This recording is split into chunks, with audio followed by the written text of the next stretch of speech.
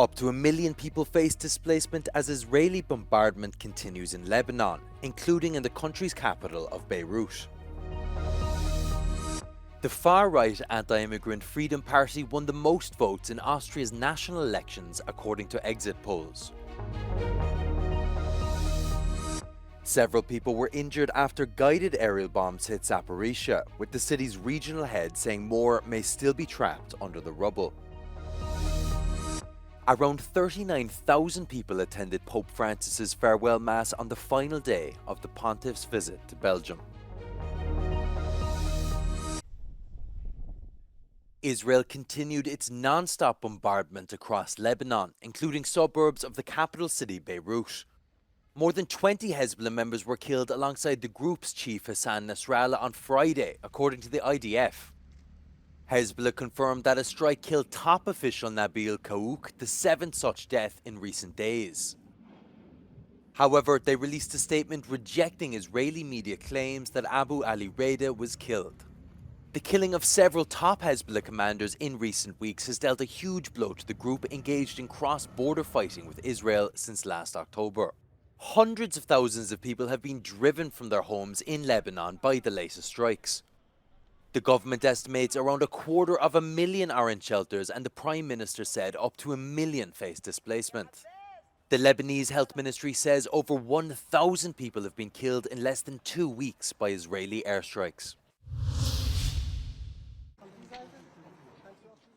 The far right won the most votes in Austria's national elections according to preliminary exit polls. Anti-immigrant Freedom Party headed by Herbert Kickl could win the biggest share of votes, with polls predicting they have around 29%. While the party has been in government several times before, it has never topped a national parliamentary vote. Polls put the conservative Austrian People's Party led by Chancellor Karl Nehammer in second place with about 26%. The far-right and Conservatives haven't ruled out working together, but Nehammer has said he refuses to work with Kickl. Centre-left Social Democrats are polling at around 20%. The Greens are currently in a ruling coalition with the Conservatives, and analysts say even if the Freedom Party win the most votes, it will likely not have enough seats or partners to form a government. At least 13 people were injured after Russia attacked the Ukrainian city of Zaporizhia with guided bombs overnight. The aerial bombs reportedly hit the city 13 times, with one of the strikes hitting and partially destroying a residential high-rise building. The head of the city's regional military administration said more people may still be trapped under the rubble.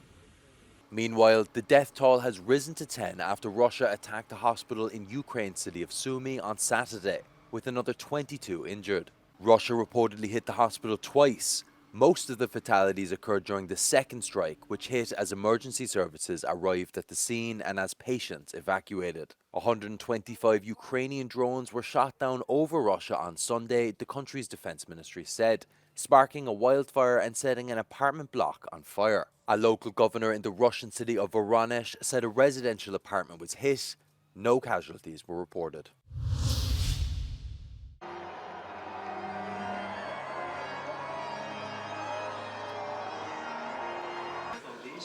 Well, the autumn sun's shining down at the King Baudouin Stadium here in Belgium for the final day of the visit of Pope Francis. There's a crowd here of around 39,000 people as he says Mass. In his homily, Pope Francis talked about the importance for mercy for those who have made mistakes, for compassion for those suffering, including asylum seekers and refugees. And once again, he referred to the marketplace in relation to the impact it has on social injustice and social inequality. But for all this adoring crowd here today, it's undoubted that the visit of Pope Francis to Belgium has been dominated by the legacy of child sexual abuse, both here and across the world. He was called upon by Prime Minister De Croo, by the King of Belgium and by survivors themselves to compensate those who have suffered and to do more. Shona Murray, Euronews, King Baudouin Stadium.